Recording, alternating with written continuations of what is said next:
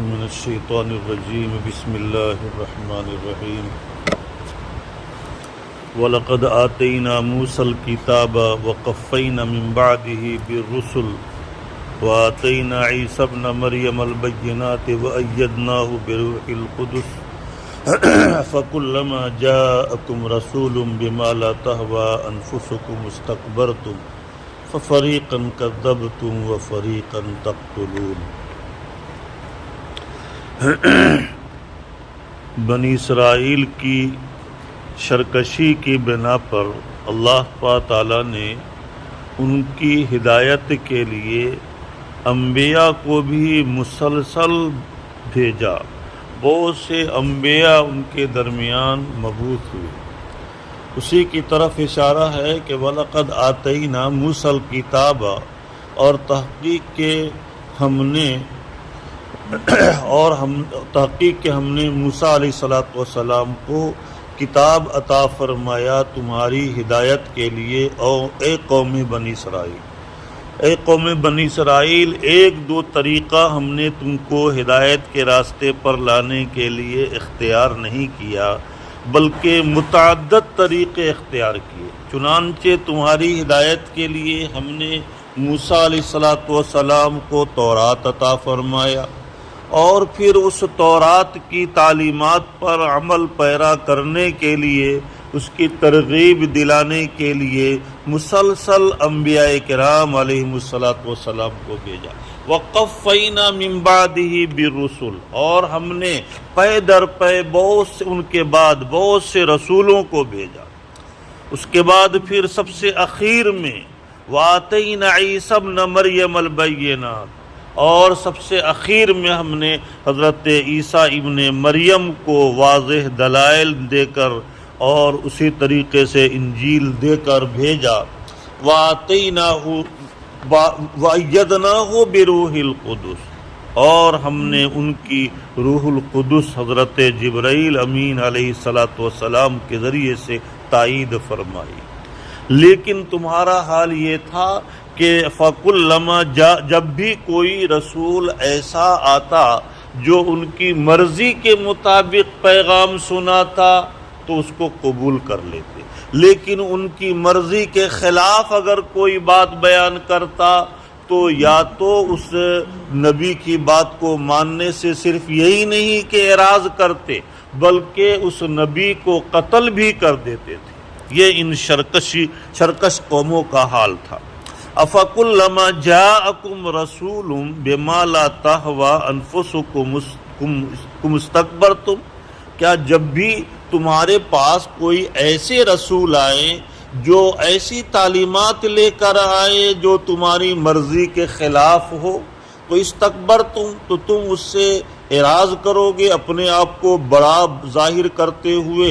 اور ان کی تعلیمات سے تم اعراض کرو گے۔ فَفَرِيقًا، لیکن تم لوگوں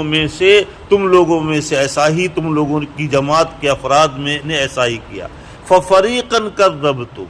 کہ جب بھی کوئی نبی ایسے احکام لے کر آئے کہ جن احکام کو جو تمہاری مرضی کے خلاف تھے، تو تمہاری جماعت کے ایک فرد نے ان انبیاء کو جھٹلایا، اس کی تکذیب کی، اور دوسری جماعت نے پھر بعض انبیاء کو قتل بھی کر دیا۔ چنانچہ حضرت یحییٰ علیہ السلام اور ان کے والد حضرت زکریا علیہ السلام، اسی طریقے سے اور بھی انبیاء کے بارے میں آتا ہے کہ ان لوگوں نے بڑی بے دردی سے ان انبیاء کو شہید کیا۔ فرمانا ہے کہ فَفَرِيقًا كَذَّبْتُمْ، تو چنانچہ تمہاری ایک جماعت نے، تم لوگوں نے، یعنی تمہارے افراد میں، بنی اسرائیل کے افراد میں سے کچھ لوگوں نے ایک انبیاء کی ایک جماعت کو جھٹلایا۔ وَفَرِيقًا تَقْتُلُونَ، اور ایک جماعت کو تم لوگوں نے قتل کر دیا۔ وَقَالُوا قُلُوبُنَا غُلْفٌ، اللہ کے نبی صلی اللہ علیہ وسلم کی جب بعثت ہوئی اور آپ کے زمانے میں جو یہود بے بہبود آباد تھے، ان کو جب آپ نے اپنی اپنے اوپر ایمان لانے کی دعوت دی اور قرآن کے تعلیمات کو اس کے سامنے پیش کیا، تو ان یہودیوں نے کیا جواب دیا؟ وقالوا قلوبنا غلف، کہ ہمارے قلوب پردہ کے اندر ہے، ہمارے قلوب صرف انہی تعلیمات کو قبول کرتے ہیں جو ہماری شریعت میں اللہ کی طرف سے ہماری کتاب میں حکم دیا گیا ہے۔ ہم کسی اپنی مرضی اور ہماری شریعت جامع ہے، لہذا ہم کو اب دوسرے کسی شریعت کی اور کتاب کی ضرورت نہیں ہے، ہم اس کے خلاف کسی بھی بات کو قبول کرنے کے لیے تیار نہیں۔ قالوا قلوبنا غلف، ہمارے قلوب پردہ کے اندر ہے، وہ محفوظ ہے غیر کی تعلیم کو قبول کرنے سے۔ بلعن، اللہ تعالیٰ فرماتے ہیں بلعنہم اللہ بکفرہم، ان کے قلوب پر پردہ نہیں ہے بلکہ اللہ تعالیٰ نے ان کے کفر کی وجہ سے ان کے اوپر لعنت فرما دیا ہے۔ لعنت کے معنی آتے ہیں اپنی رحمت سے دور کر دینے، کہ اپنی رحمت سے ان کو دھتکار دیا ہے، اپنی رحمت سے دور کر دیا ہے۔ فَقَلِيلًا مَا يُؤْمِنُونَ، چنانچہ ان یہودیوں کی جماعت میں سے بہت تھوڑے لوگ ایمان قبول کریں۔ چنانچہ ایسا ہی ہوا، کچھ لوگوں نے ایمان قبول کیا اللہ کے نبی صلی اللہ علیہ وسلم کی بعثت کے بعد۔ چنانچہ عبداللہ ابن سلام رضی اللہ تعالیٰ عنہ یہود کے بہت بڑے عالم تھے، لیکن جب اللہ کے نبی صلی اللہ علیہ وسلم کی بعثت ہوئی اور آپ نے ان کو جو ہے ان کے سامنے اپنی تعلیمات کو پیش کیا تو حضرت عبداللہ ابن سلام رضی اللہ تعالیٰ عنہ نے فوراً تائید کیا کہ ہاں آپ جو تعلیمات اور جو کتاب لے کر آئے ہیں، اس کتاب کی تائید ہماری تورات میں بھی موجود ہے۔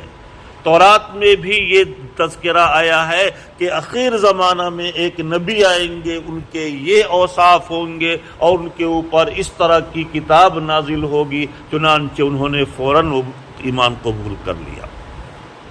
تو فَقَلِيلًا مَا يُؤْمِنُونَ، تم میں سے بہت تھوڑے لوگ ایمان قبول کرتے ہیں۔ وَلَمَّا جَاءَهُمْ كِتَابٌ مِّنْ عِندِ اللَّهِ مُصَدِّقٌ لِّمَا مَعَهُمْ، فرما رہے ہیں کہ اللہ کے نبی صلی اللہ علیہ وسلم کی بعثت کے بعد،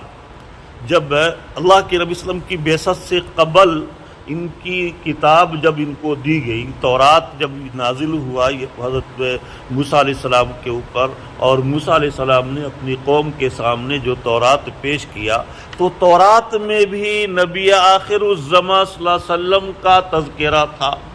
تو اس زمانہ میں جو کفار کی جماعت سے کبھی لڑائی ہوتی تھی ان یہودیوں کی، تو کفار کے سامنے یہ یہود یہ پیش کرتے تھے دلیل کہ اچھا چند دن آپ رک جاؤ،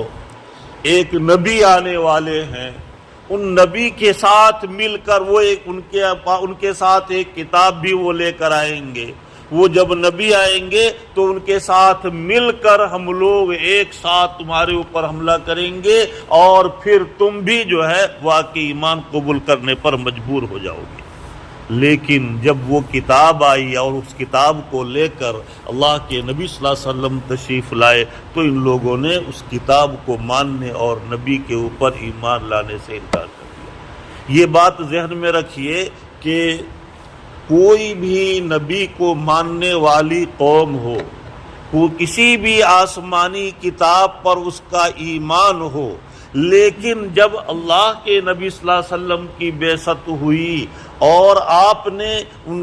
آپ کے اوپر اللہ کی آخری کتاب نازل ہو گئی، تو اب پچھلی تمام انبیاء کی قوموں کو آپ پر ایمان لانا لازم اور ضروری ہے۔ جو ایمان لائے گا وہ ایمان والا کہلائے گا، ایمان پر برقرار رہے گا اپنے پچھلے ایمان پر، اور جو اللہ کے نبی صلی اللہ علیہ وسلم کے اوپر نازل ہونے والی کتاب اور آپ کو نبی آخر الزماں تسلیم کرنے سے انکار کرے، آپ کی کتاب پر ایمان لانے سے انکار کرے، وہ کافر قرار پائے گا اور پھر اس کا ٹھکانہ جہنم ہے،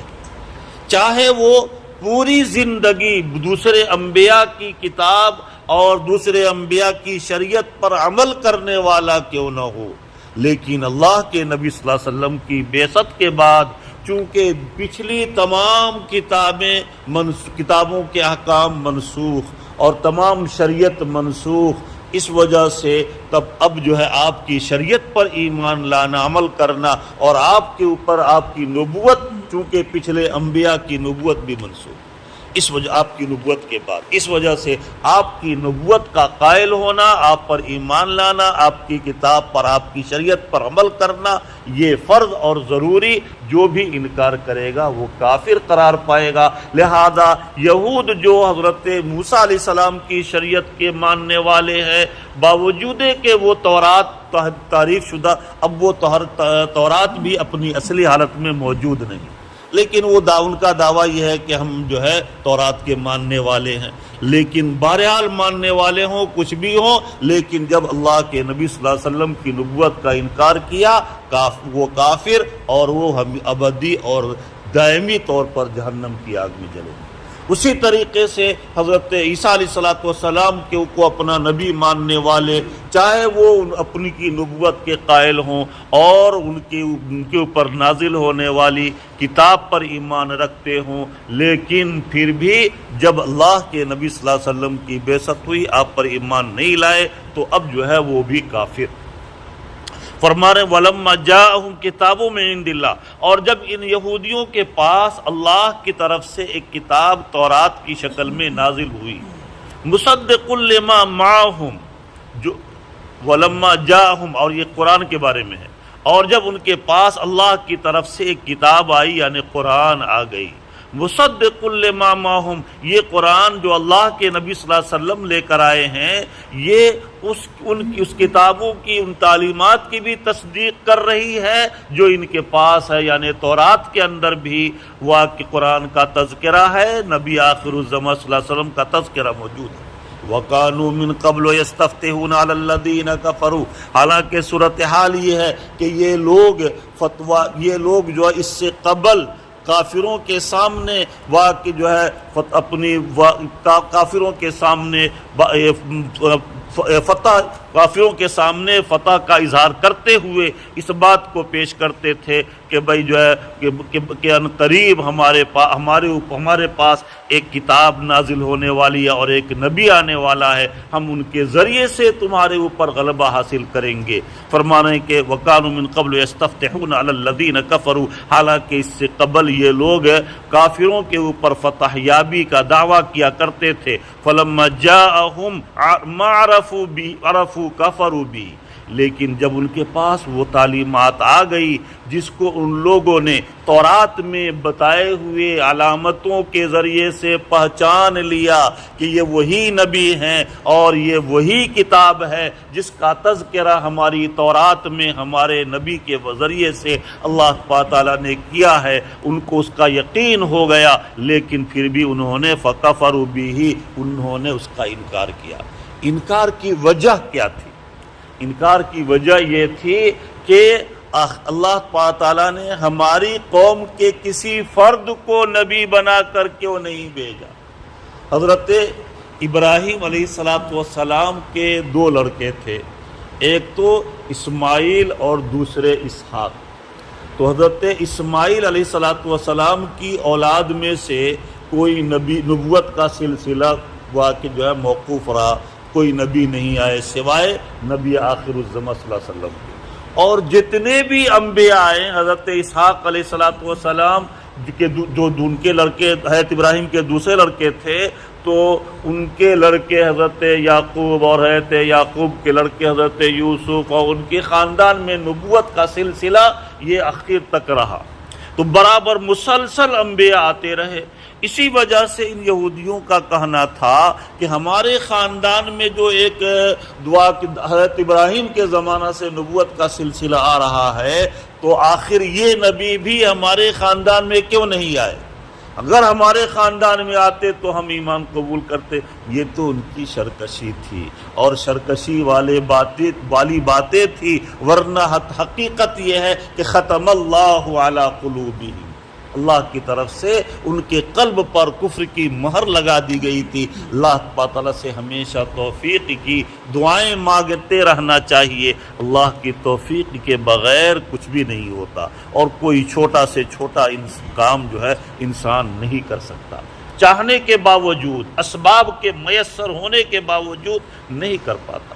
اور جس کو اللہ تعالیٰ توفیق دیتے ہیں وہ اسباب نہ ہونے کے باوجود اور پریشانی کے باوجود وہ جو ہے بڑے سے بڑے کام کو کر لیتے ہیں۔ اس وجہ سے ہمیشہ اللہ تعالیٰ سے توفیق کی دعائیں مانگنی چاہیے۔ یہ ہم دیکھ لیں یہاں بنا بنایا ماحول ہے، لیکن بہت سے ساتھی یہاں رہ کر کے معمولات میں شرکت کر کے بھی اخیر عشرے کا اعتکاف نہیں کر سکے۔ ہمارے بہت سے ساتھی ہیں جن کے بہت سے مشاغل ہیں، مشاغل کو چھوڑ کر اللہ تعالیٰ نے توفیق دی، انہوں نے آ کر کے اعتکاف کر لیا۔ گویا کہ ہمیشہ اللہ تعالیٰ سے توفیق کی دعائیں مانگتے رہنا چاہیے، بغیر توفیق خداوندی کے کچھ بھی نہیں ہوتا۔ تو فرما رہے ہیں کہ فلعنت اللہ فلما جاءہم ما عرفوا کفروا بہ، جب ان کے پاس وہ تعلیمات آ گئی، اللہ کے نبی صلی اللہ علیہ وسلم وہ قرآن کو لے کر آ گئے، جس کو ان لوگوں نے پہچان بھی لیا، اپنی تورات میں جو نشانی علامتیں بیان کی گئی تھی ان علامتوں کے ذریعے سے، لیکن پھر بھی کفروا بہ، پھر بھی انہوں نے اس کا انکار کیا، اللہ کے نبی صلی اللہ علیہ وسلم کا انکار کیا، آپ کی لائی ہوئی تعلیمات کا انکار کیا۔ فلعنت اللہ علی الکافرین، تو چنانچہ اللہ کی لعنت ہو کافروں کے اوپر۔ بئس ما اشتروا بہ انفسہم ان یکفروا بما انزل اللہ بغیا ان ینزل اللہ من فضلہ علی من یشاء من عبادہ۔ آگے یہ بیان کر رہے ہیں کہ آخر ان لوگوں کے ایمان قبول نہ کرنے کی وجہ کیا تھی۔ ایمان قبول نہ کرنے کی وجہ یہی تھی کہ ایک تو ان کے قلوب پر کفر کی مہر، دوسرے یہ کہ ان لوگوں کا یہ کہنا تھا کہ ہمارے خاندان کے افراد کو کیوں نہیں نبی بنا کر بھیجا گیا۔ حضرت اسماعیل علیہ السلام کی اولاد میں سے نبی آخر الزماں صلی اللہ علیہ وسلم کو گویا کہ نبی بنا کر بھیجا گیا، تو ان کا کہنا تھا کہ اولاد اسماعیل میں سے کیوں نبی بنایا گیا، ہمارے اولاد اسحاق میں سے کیوں نہیں جو ہے کسی کو نبی بنایا گیا۔ بئس ما اشتروا بہ انفسہم، کتنی بدترین چیز ہے جس کے ذریعے سے انہوں نے اپنے نفس کو بیچا ہے۔ ان یکفروا بما انزل اللہ، کہ وہ انہوں نے اللہ کی نازل شریعت کو کا انکار کر دیا۔ کیوں؟ فرمانے بغیاً، سرکشی کی بنا پر، کہ ینزل اللہ من فضلہ علی من یشاء من عبادہ، صرف اس وجہ سے کہ اللہ تعالیٰ اپنی نبوت اپنے بندوں میں سے جس کو چاہتے ہیں عطا فرماتے ہیں۔ یہ کسی کے اختیار کی چیز نہیں ہے کہ یہ چاہتے تھے کہ ہمارے خاندان کے فرد میں سے کسی کے اوپر نازل ہو،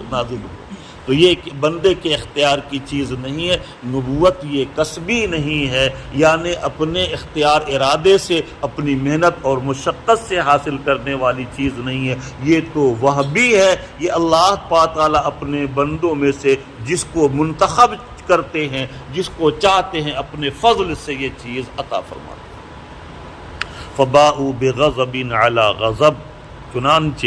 یہ لوگ غضب بالائے غضب کے مستحق ہو گئے۔ ایک غضب تو ان کے اوپر یہ نازل ہوا کہ انہوں نے نبی کی تعلیمات سے اعراض کر کے اپنے آپ کو جہنم کا ایندھن بنایا اور ہمیشہ جہنم کی آگ میں جلیں گے۔ اور دوسرا غضب یہ ہوا ان کے اوپر کہ یہ حسد کی آگ میں جلتے رہیں گے۔ کبر و غرور کی حسد جو ہے یہ انسان واقعی یہ بالکل ناجائز اور حرام ہے، اور حسد کا مطلب یہ ہے کہ کسی کے پاس پائی جانے والی کسی نعمت کو دیکھ کر کوئی شخص یہ تمنا کرے کہ فلاں کے پاس جو نعمت ہے وہ نعمت اس کے پاس نہیں رہے، اس کو کیوں اللہ تعالیٰ نے نبوت عطا فرمایا، ان کے پاس نہیں رہے، چاہے مجھے بھی نہ حاصل ہو لیکن اس کو بھی حاصل نہ رہے۔ تو گویا کہ یہ حسد ہے، حسد کرنا جائز نہیں ہے۔ اور حسد و اس کے مقابلے میں غبطہ ہے، رشک ہے کہ اس کی اجازت ہے۔ غبطہ کا مطلب یہ ہے کہ کسی کی نعمت کو دیکھ کر اچھی صفت کو دیکھ کر، کسی کو اللہ کی طرف سے حاصل ہونے والی نعمت کو دیکھ کر یہ تمنا کرنا کہ کاش کہ مجھے بھی یہ نعمت حاصل ہو جاتی، ان کے پاس اللہ تعالیٰ جو جن کو دیے ہیں ان کی نعمت تو برقرار رہے، لیکن اپنے فضل سے اللہ تعالیٰ مجھے بھی یہ نعمت عطا فرما دے۔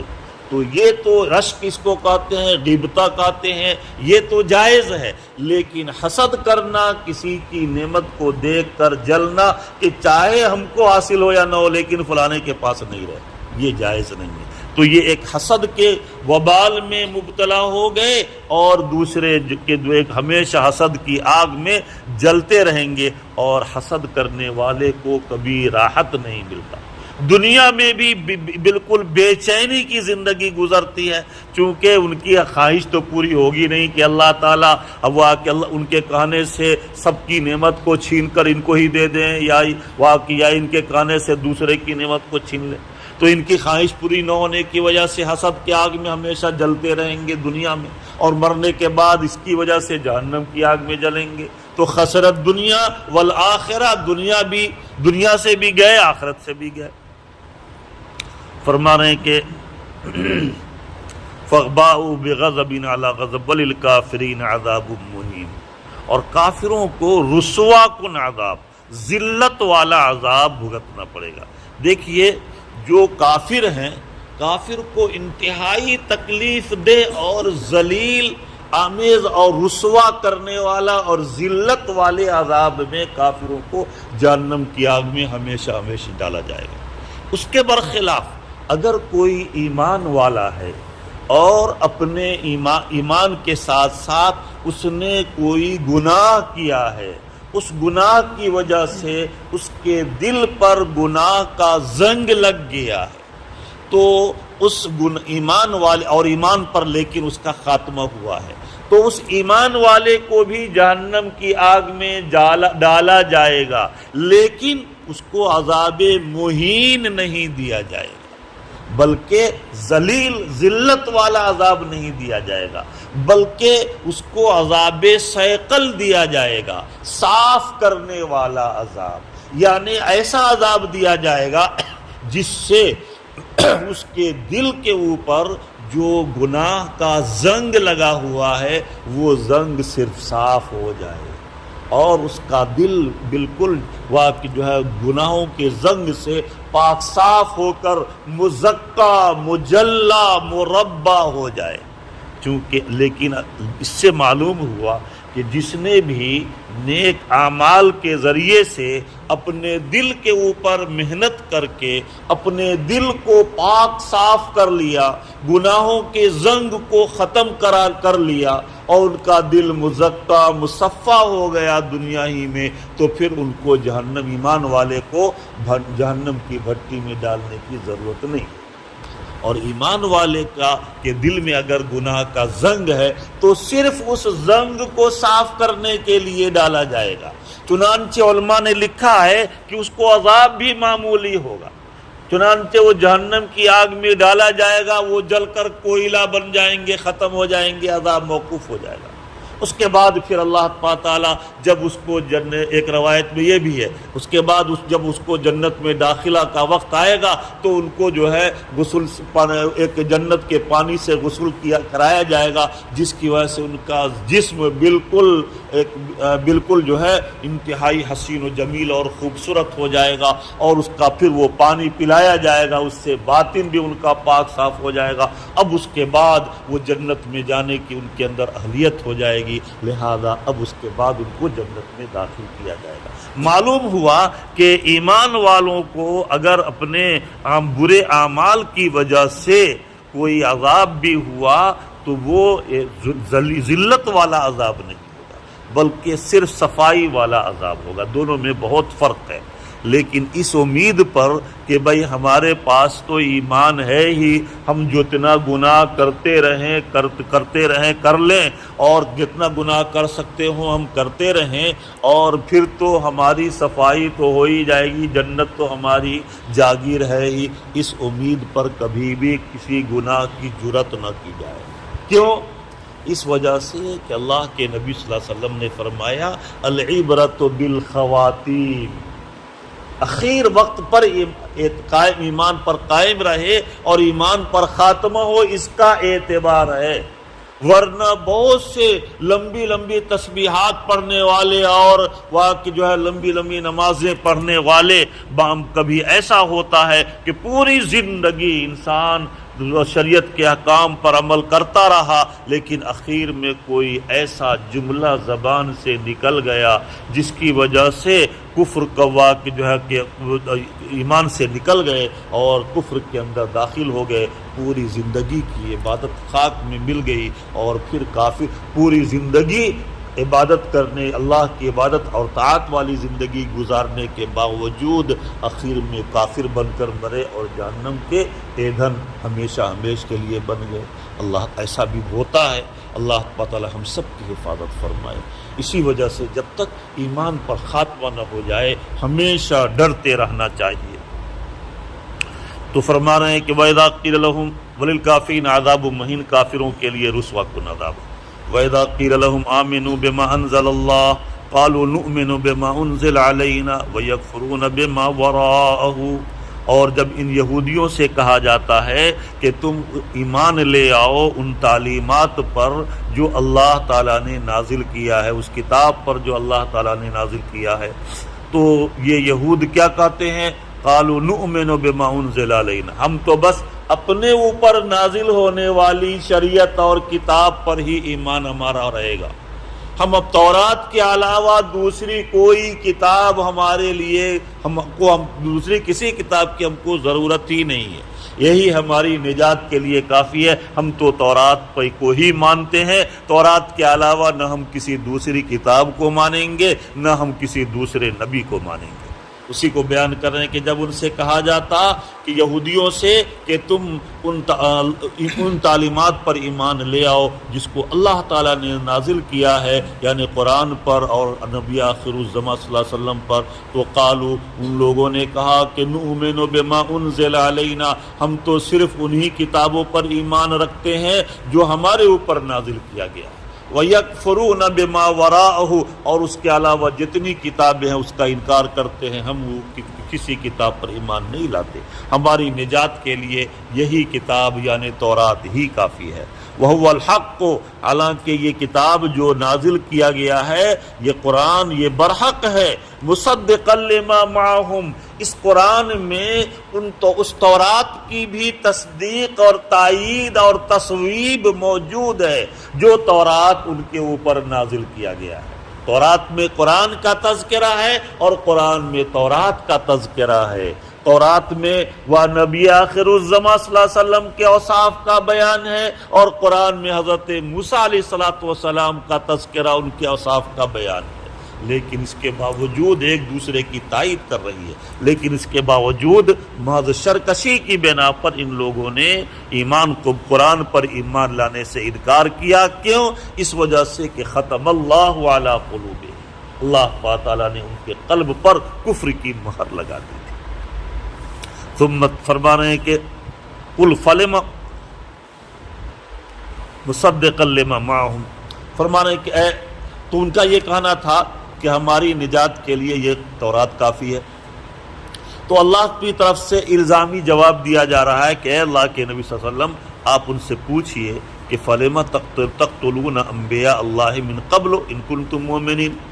تمہاری تورات میں یہ تو نہیں کہا گیا تھا کہ تم جو ہے انبیاء کو قتل کرنا، انبیاء کی تعلیمات سے انحراف کرنا، یہ تو تم کو نہیں تورات میں کہیں پہ یہ کہا گیا ہے، تو جب تمہارا ایمان تورات کے اوپر ہے تو تم تورات کی تعلیمات کے خلاف کیوں کرتے ہو؟ تم انبیاء کو قتل کیوں کرتے ہو؟ انبیاء کو قتل کرنے کا تو کسی کی شریعت میں یہ حکم نہیں ہے۔ قل اے اللہ کے نبی، معلوم ہوا کہ یہ لوگ اپنی دعویٰ میں جھوٹے ہیں کہ ہماری نجات کے لیے یہ تورات ہماری کافی ہے، ہم دوسری کسی کتاب کو نہیں مانتے، بلکہ ان کی اپنی شرکشی کی بنا پر نہیں مان رہے۔ قل فلم، اے اللہ کے نبی صلی اللہ علیہ وسلم آپ فرما دیجئے کہ فلم تقتلون انبیاء اللہ من قبل، کہ تم نے اس سے پہلے انبیاء کو کیوں قتل کیا، یعنی یہ لوگ قتل نہیں کیے جو حضور پاک صلی اللہ علیہ وسلم کے زمانے میں تھے، لیکن ان کے آبا و اجداد میں سے جو گزرے ہیں یہود، انہوں نے قتل کیا۔ ان کنتم مؤمنین، تو اگر تمہارا ایمان ہے تورات کے اوپر تو پھر تم جو ہے تمہارے آبا و اجداد نے انبیاء کو کیوں قتل کیا؟ معلوم ہوا کہ تمہارا تورات پر بھی ایمان نہیں ہے، اپنی نفسانی خواہشات پر ایمان ہے، تم اپنے نفس کے پجاری ہو۔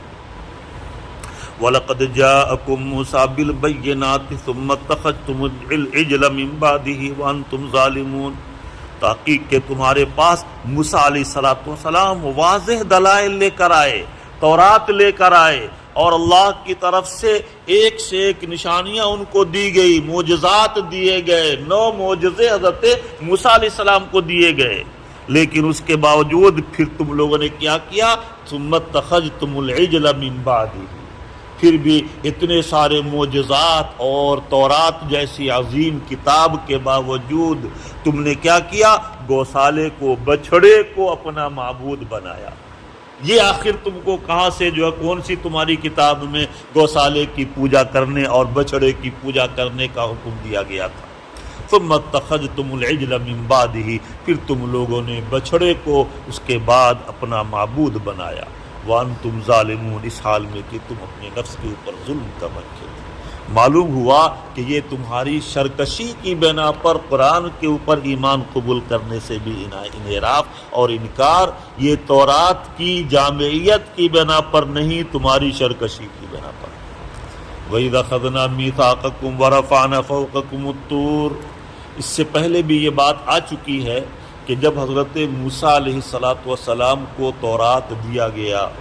تو اولاً تو انہوں نے کہا کہ جب تک ہم اللہ تعالیٰ کو یہ کہتے ہوئے اپنے کان سے نہ سن لیں کہ یہ اللہ کی کتاب ہے، ہم نے اس کو نازل کیا ہے، تم اس کے اوپر ایمان لے آؤ اور اس پر عمل کرو، اس وقت تک ہم ایمان نہیں لائیں گے۔ ٹھیک ہے بھائی، حضرت موسیٰ علیہ السلام نے اللہ تعالیٰ سے دعا کی، اللہ تعالیٰ نے ان کی قوم کے 70 وڈیل کو، سرداروں کو بلایا طور پہاڑ پر گئے، اور اس کے بعد اللہ تعالیٰ نے اپنی تجلیات کے اندر ڈھانپ لیا سب کو، اور اس کے بعد ایک آواز آئی جس میں یہ بتایا گیا کہ یہ کتاب تورات اللہ کی طرف سے نازل کی گئی ہے، تم اس کے اوپر مطابق عمل کرو۔ پھر اس کے بعد جب ان کو ہوش آیا تو کہنے لگے کہ مجھے کیا معلوم کہ یہ آواز جو آئی ہے اللہ کی تھی یا آپ نے وہ آواز نکالا، ہم کو کیسے معلوم، ہم نہیں مانیں گے۔ یہ وہیں پر، وہاں پر نہیں بولے، وہاں بلکہ جو ہے اچھا ہاں وہیں پر بولے، تو جو جس کی وجہ سے اللہ تعالیٰ نے کیا کیا، جتنے وڈیل تھے گئے تھے ساتھ میں 70 کے 70 سب کے اوپر موت کو طاری کر دیا، سب مر گئے، کم بختو جاؤ جہنم چلے جاؤ۔ اس کے بعد پھر جو ہے حضرت موسیٰ علیہ السلام نے کہا یا رب العالمین، اب پھر تو میری قوم اور زیادہ سرکشی پہ آ جائے گی کہ بھائی اور کبھی بھی ماننے کے لیے تیار نہیں ہوگی کہ اللہ تعالیٰ نے مار دیا، یہ تو سارے قتل کا، مرڈر کا الزام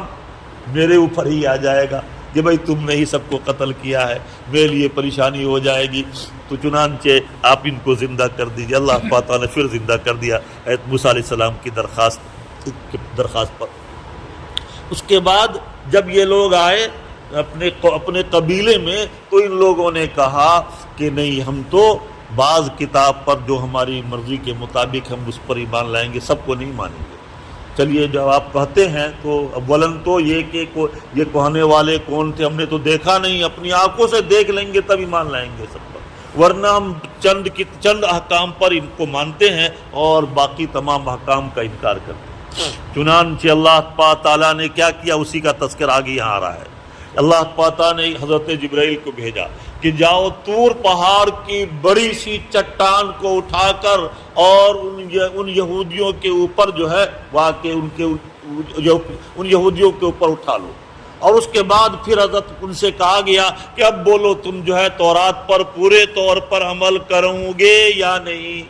تورات کو تم اللہ کی کتاب مانتے ہو یا نہیں، یس یا نو میں جواب دو، مانتے ہو تو ٹھیک، نہیں مانتے ہو تو بولو، پھر فوراً اس کے نیچے ابھی چٹان کو گرا دیا جائے، تم کو کچومر بنا دیا جائے، سب پوری قوم کو ہی ختم کر دیا جائے۔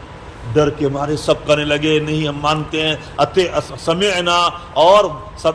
اس کے بعد وعصینا، یعنی بظاہر تو انہوں